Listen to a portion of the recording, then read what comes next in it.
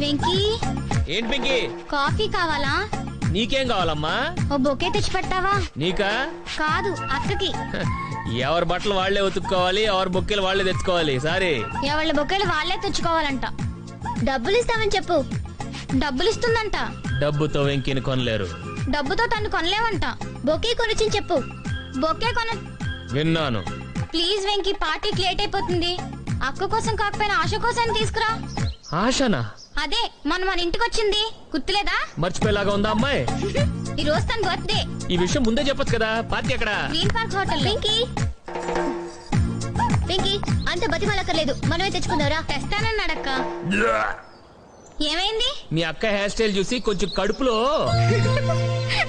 లేకపోతే ఏంటి, పిచ్చిగుడ్లా ముడేసుకోపోతే ఫ్రీగా వదిలేస్తే బాగుంటుంది కదా. Shut up, mind your business.